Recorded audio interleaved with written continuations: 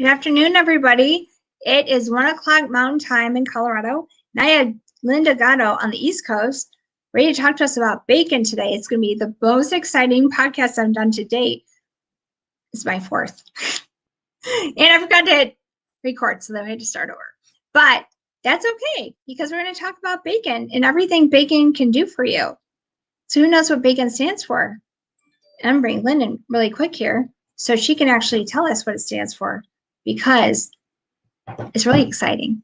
So all of you that think you can't eat bacon, well, be surprised right now. Hey there. How are you, Lynn? I'm How are great. you guys doing there? Yeah? Huh? Awesome. Yeah. I said, how are you guys doing out there? Well, the first time that you were doing your intro before you realized we weren't live, Yeah. and you said, I don't know, this is like we're back again, but this time we're alive. And I was like, were we dead last time? Well, we're recording. Except we were on with there's Mark. He's like, oh, bacon. So Everybody's favorite topic. the favorite topic is bacon. No, but we had two that I recorded one, you recorded one, and then we were on with Mark Lee, but his was live. Well, his was recorded too. So there you go. Yeah. Oh, Marianne's on here because she's like, what the hell's up with the bacon? I know exactly what she's going to say. So Marianne, meet my best friend, not best friend, Lynn DelGaudio. And I didn't have bacon with me today, so I just wore the color of bacon. I know you have some though, right? You always have bacon right here.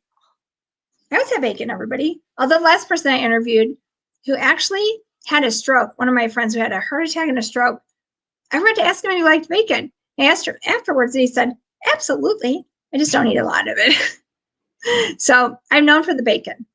Well, and I met bacon late in life, and I think I was 48 when I had bacon, or 50 when I had bacon for the first time in my life, and I was like, oh my God.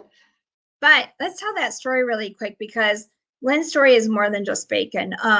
She actually had a TBI, and it took them a while to figure out actually why she had this TBI from a pull-down bar landing on her neck and her head. And she actually had a pretty serious surgery. Finally, they figured out what was wrong. And she woke up after the surgery, and what did you ask for, Lynn? And you're vegan. By the way, she's vegan. Vegan, no, yeah, I was at the time. I asked for steak. I mean, not any steak. I mean, a big slab of dead animal flesh, bloody as can be, right? Raw, rare. I asked for a pint of ice cream. I just wanted ice cream and bacon. Mm-hmm. And I got all three. And I was very satisfied. Highly satisfied. How was your tummy? And how was your tummy after that? Because you do, my show is all about autoimmune diseases. And that's why Marianne's probably like, oh, so what is she going to say about the bacon? I'm like, I know. I probably should be eating the pork, but I can't help it. Well, but here's the thing. I mean, after that, I mean, I had the steak, I had the ice cream, I enjoyed it. I was fine. But my body, I think because of the blood loss in the surgery and it, all the bones getting, my calcium was probably depleted. So I think it was just my body giving me information, and that's what I was craving. And I honored it, and I loved it. And then I put the steak down, I put the ice cream down, but bacon is still part of my world sometimes. Mm-hmm. It's quite good. Mm-hmm. But bacon, though, in the context, should we tell them? We should. Okay, mm-hmm. It's time. It's time. So there's only two people. But when in all those months when they were trying to figure out where all this pain was coming from, right? They were doing all these really complicated myelogram, discogram, nerve conduction study, and nobody took that one simple little picture. And all that time, and plus, that I was new to this area, so I had to rely on the most basic thing I could, that communication system between my mind and body, to heal myself, basically, right? So how much more basic? So bacon, y'all. So I'm in the South, and we have a lot of bacon here. Is basic approaches create optimal nourishment. Bacon. That's a bacon, everybody. I'm sorry. That's bacon. But And it's true, right? Because, I'm sorry? No, I said it's true. The basic principles, right? We kind of forget, that some of these basic things that we can do for ourselves to stay healthy, really simple stuff, and heal. Right. It's true. It's true. So, but Lynn's background is really diverse, and she came from corporate America, and then this happened, and she tried to go back to corporate America, and her brain was kind of like, what's going on here? Right. And my brain Lynn was wasn't very working. well known. She's still very well known. She's like, you know what? I'm just going to have to transition to something that maybe I want to tell people about. I want them to understand like what I went through and how I can help them. It's the same thing that I'm doing. And not what I went through, not as far as the injury, but in terms of that healing process, and the paying attention to what's going on up here in order to heal everything. Because our inner world really informs everything, and by really paying attention to my thoughts every day and really paying attention and protecting my energy field, it was huge. And no, my brain did not work when I went back to work. I forgot how to do my job. That was fun. But that's in the past. But yeah, I mean, so then I realized I had something because my boss noticed. And he said, "What are you doing? You're so happy, you're steady, you're productive." And I'm like, "Is there a problem with that?" And when I learned about the neuroscience, about why everything I'd done was so powerful, that's when I said, I've got to make a transition, because I've really got a framework now that not only did it help me heal, it can help anyone. But whether you want to heal, whether you want to reach a goal, whatever that is, to remove those blocks that are creating resistance. Otherwise, you'd already have achieved it. So exactly. So there. Roy's like, okay, so there. Anyway. Should work that into our vocabulary more. So there. We should. But I believe that your mind and your gut are connected. And do you feel like you had to heal your gut also to help your brain? Because we're all hearing about this right now. The mind gut connection and everything else. And healing your gut can help heal your brain. And whether or not that works with a traumatic brain injury, I think that you probably know more about that than I do. Well, I mean, it was kind of a forced detox for me. Not that I needed a lot of detox at the time, but I got cleaned out. Yeah, and your gut does. I mean, it's all interrelated, right? Integrative, interinfluential. I don't know if that's a thing, but I use it, interinfluential. And yes, your gut health, the if your poor gut health has been linked to depression and anxiety and all sorts of mental health issues. Right.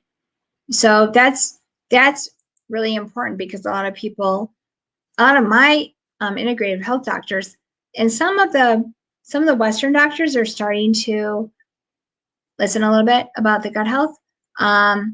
But I want my more homeopathic and integrative health doctors, they are totally behind that. The gut does affect your mind, and it's not easy because of Lyme disease. I'm not on a hardcore Lyme treatments right now, and I think getting my gut fixed is really helping my brain also. Absolutely. And and I went through autoimmune 2 years ago after, that story, now thousands and thousands of dollars. And I can't remember how many traditional doctors I saw who all said, "Oh, maybe you have lupus, maybe you have MS, maybe you've got this, maybe you've got that, maybe it's in your head. There's nothing wrong with you." And I went to a functional medicine person who said, "You have fibromyalgia, you have autoimmune disease. You need to," and we went on a AIP protocol. Not we, I, under his direction, but part of that was getting the gut really healthy.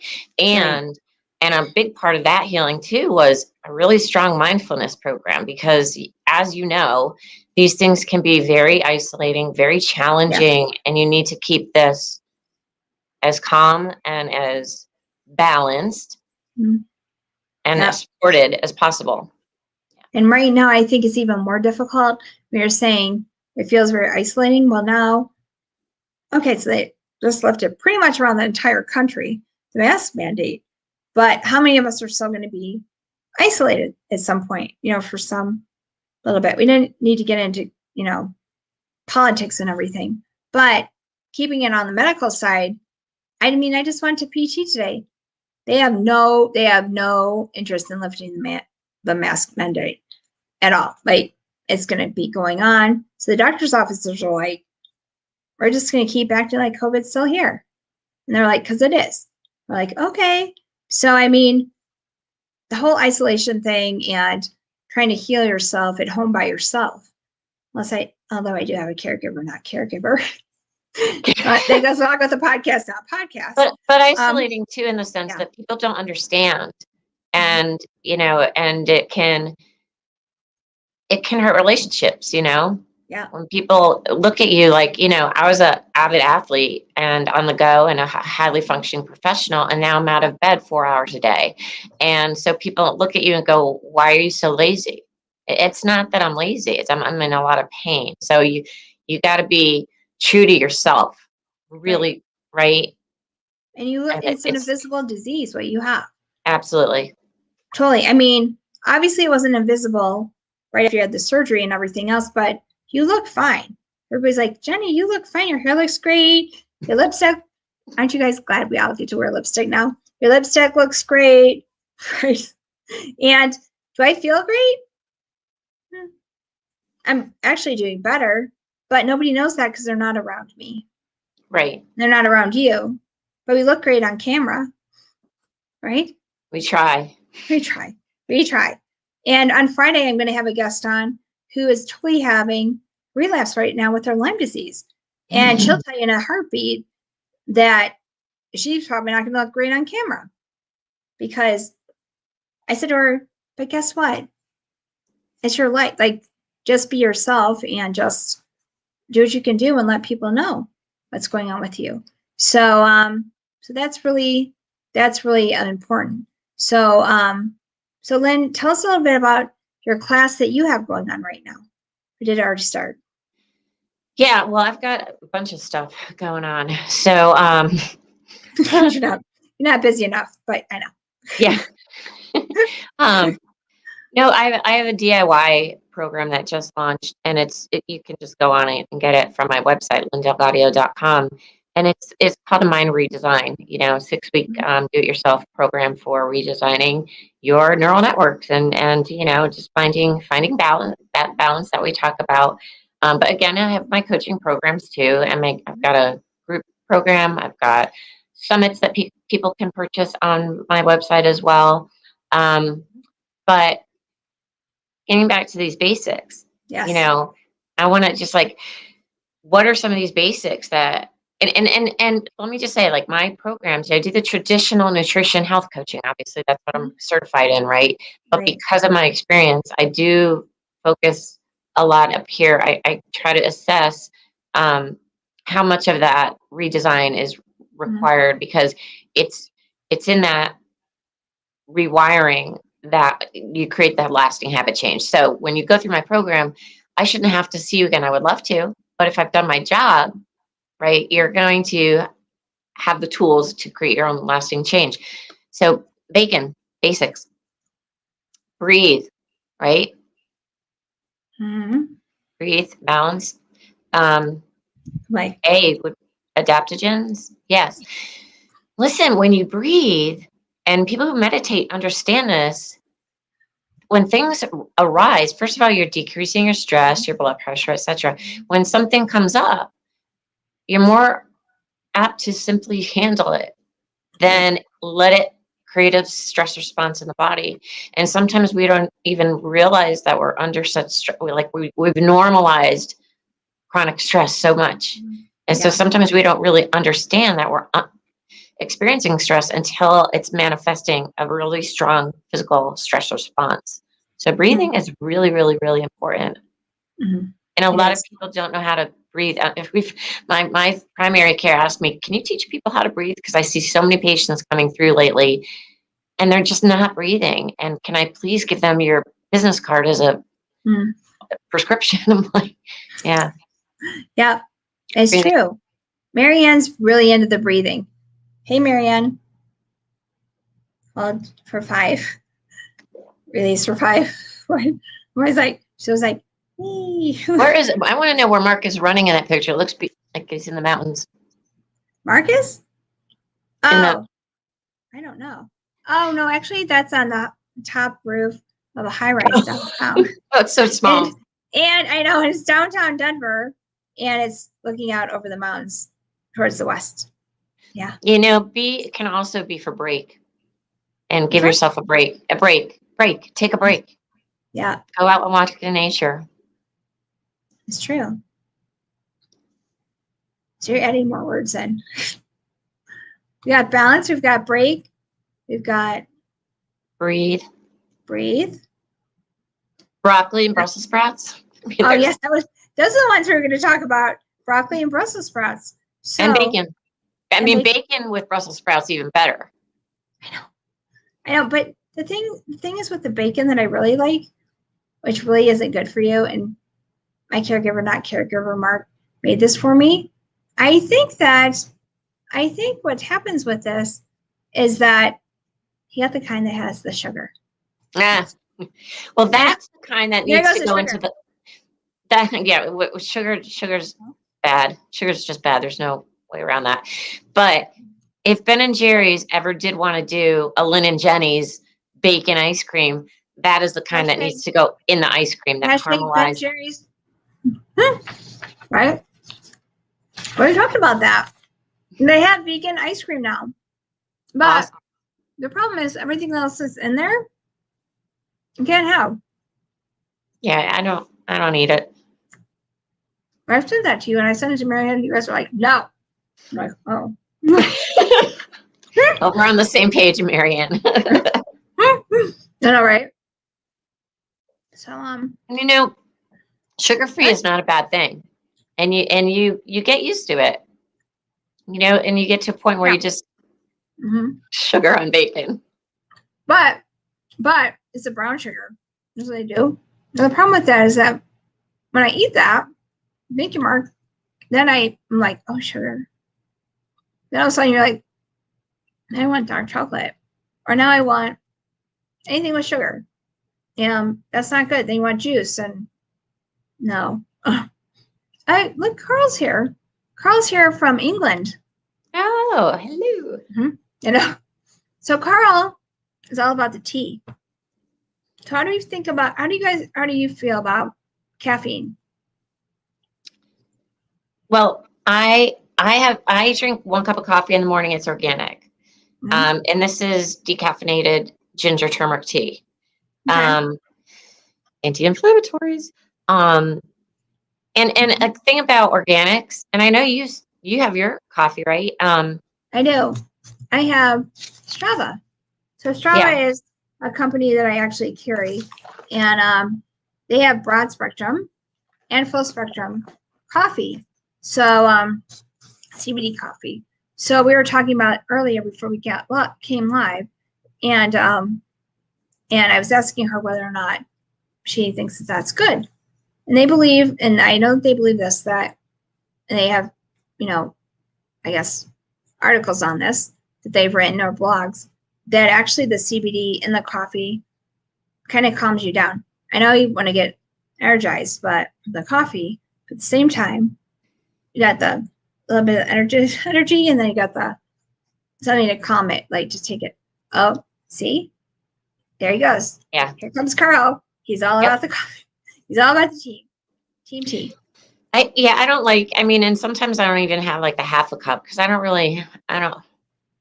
sensitive. So there was a day where I drank way too much coffee in college because I had to keep a 3.8 or 3.85 to keep the scholarship. And I got up early. I stayed up late. I drank coffee. And then one day, I was talking like 15 cups of coffee a day. It was disgusting. one day I just said, this cannot be good for me. I am quitting. And I didn't really have any symptoms except for I developed pancreatitis. And they couldn't figure out why, but 20 years later, my trainer in San Francisco said, she was my coach and trainer, and she said, I think you threw your pancreas in a shock by just quitting cold turkey, and which makes no one ever thought about it. But I mean, no one talked about nutrition during the pancreatitis. I was the one, they were going to take my gallbladder out. And I said, well, wait, can we just like maybe change my diet? And they're like, diet? But I worked with the nutritionist, and we put me on a very restricted 3 grams of sugar, fat, and salt a day, and it cleared it up. And then after, through the fibromyalgia, no one talked about potential for diet until my functional medicine guy. And even after my brain injury, nobody talked about nutrition for brain health. So it's funny. It's not funny. It's sad how still a lot of this is missed. But this is why I do what I do now. But you know what you just said? No. It's funny. You said it's funny, but it's not funny. Funny. Podcast, not podcast. Hey, right? See, there's so many ways we can use a podcast, not podcast. Because some people don't think it's funny because it's not funny. Yeah. But it's funny. I think I love the brain. Oh, not the brain, but the bacon. And what are you going to tell people at the end of this? Get the pork out of here. Get the pork out of here. That was fun. But you can still, guys, you can still eat bacon and pork. What did Carl say? I did the same with coffee, just gave it up. Late teens, but yeah. Exactly. So. And I want to say something about organic too, because a lot of people say, well, it's really expensive to eat organically, but there's so many toxins in our food and water supply right now. So you'd have to eat 4 or 5 times as much non-organic food to get the same nutrient density as is in organic food. So it's really not. I mean, again, back to basics. Nutrient dense, colorful food, higher in antioxidants and phytochemicals. Yeah. And then you can supplement with this. Oh, I never do it right. There you CBD go. Oil to get your cannabinoids on kind of in check too, because people don't know that most vegetables have CBD in them, cannabinoids. They just don't even know that that's what we're eating. People are like, I don't want to take CBD. I'm like, you eat it every day. So most people do not know that they're eating cannabinoids, and they're good for you. And that can actually help your body rejuvenate too. So please know that. What we're talking to you guys about today this is not a CBD by my CBD thing today. This is more like things that may help you while you're trying to clear up your body and detox your body. We're not even going to get into that because I think yes, Carl. You know what? He is totally from across the pond. Yeah. Hey, Carl, what's your favorite cereal and cartoon? These are always fun questions. We should have Brian on here. He'd be like, mine's that. But you know what he's going to say? I think Carl's going to say that actually he doesn't eat cereal. Is that true, Carl? Actually, he drinks his tea and eats biscuits. Sugar. It's all sugar. But he eats the biscuits. How do you feel about that, Carl? He eats the biscuits. But they're good over there. I think they could be sugary. Oh, there you go. Yeah, yes, that's true. I've had CBD to help sleep too. Yeah, CBD tea. You know what? Those Europeans, they're on it. Actually, I have friends over here that make that too, but. Well, I don't either. I haven't had cereal since I was a child. Yeah. Yes, it all does. It's all individual. That's the thing. It's all bio-individual. Yes. However, there are things that we can all do. And just like my summits, and under Blueprints for Wellbeing, we look at these topics through all sorts of lenses because there's no one size fits all. But there are simple things like everyone can do that are going to benefit everyone. Like Right. eat more pure water. Eat more pure water, drink more pure water, chew Really. your food. You guys, the digestion starts in like, you'd be amazed, eat more. We know we have to eat more leafy green vegetables and colorful array of vegetables, organic, Right. all these things, basics, back to basics, right? Oh, I know exactly what Mark's going to write. Back to bacon. I don't know if it's a Toastmasters group or another group that are in. They had to name their little individual groups and they named it Back to Bacon. I love it. That was a long time ago, actually, a year ago. But bacon makes the world go round. It does. And it makes everybody love one another. Even though they say, well, I don't like bacon. I'm like, I saw you eating bacon. So I eat it. So I think you do like it, you just don't want to admit it. It's okay. I'm not going to tell anybody. So Lynn, can you let everybody know how they can get in touch with you? And I will have it down here. LynnDelGaudio.com. LynnDelGaudio.com. And I'm pretty active on LinkedIn, a little bit on Facebook and Instagram, but yeah, go there. Go there and email me, please. I want to hear from you. And check out my resources too. I've got some really wonderful resources there. Yes, it is. And I've got a Kangen machine over there. It's wonderful. The more pure water you can get into you, it's amazing just what that alone will do for your body. Right.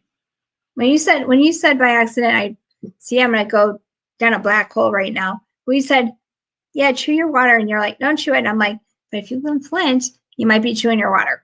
Well, there's a saying, chew your water and drink your food, right? So you've got to chew enough times that your food is broken down, get that those enzymes, and then you really want to savor your water. Yeah. Mm-hmm. It's true. You do. So I've had a great time talking to Lynn. I always do. And I so appreciate all of her knowledge because she really has helped me quite a bit. I'm like, I don't want to do that. She's like, I need to do that. And I'm like, okay. The sugar thing was hard at first, but honestly, it's worth it because I'm feeling your a lot body better. Chemistry adapts. It does. And we always attach these meaning like it's going to be hard. It's going to be hard. We got to reframe that because it's not. Mm-hmm. It's not. Right. Exactly. I need to drink more water. So good. Oh, thank you, Lynn. Thank you, Lynn. Well, honestly, for telling Carl that but Carl, you need to drink more water. Just how do you feel about lemon in your water? Love it. Yeah. I love it. Yeah, it's very cleansing. And you know what? Sometimes I found it easier after I went through a period when I wasn't having enough water. And I went and got these little teeny, like this big bottles, right? And I filled them up with my Kangen because for me, it was easier to drink that down in no time. And then it was something psychological where if I had like a big gallon, it was just, I don't know, but find what works for you. Yeah. And trick yourself, trick your mind. Because you tell yourself, or you look at that bottle and you're like, well, it's this really tall bottle. And you're like, I'm never going to drink that whole thing. It's too heavy. It's too awkward to get in your purse, whatever. And then you just leave it somewhere. You don't finish it. And you don't stop at lemons. You could throw a lime in your water, an orange in your water. I mean, just if you got to throw something in there to make it taste better. I mean, I love my Kangen water. That it tastes like, you want to keep drinking that stuff. But. Yeah. Hey, Carl, by the way, so in your tea though, he put sugar in milk. That's what they do over there. I've never had that before. Is that true, Carl? See, now we're going to hey, Carl, let's get you on the lemon and lime. He's starting to buy fizzy water rather than cola and feel better for it when I do. Yes, that's completely true, Carl. You don't even want to know what's in those sodas or colas or whatever you want to call it. It's not good for you. It's when they say it's like battery acid, it really is. It sounds terrible because it is. Well, 80-20 rule. I mean, we can't be perfect, right? But if you just try to clean up and and add in those things that are better and crowd out the bad stuff with more good stuff and try to do 80%, you know, Yeah, good. And if yeah, it's I true. mean, we gotta be real here.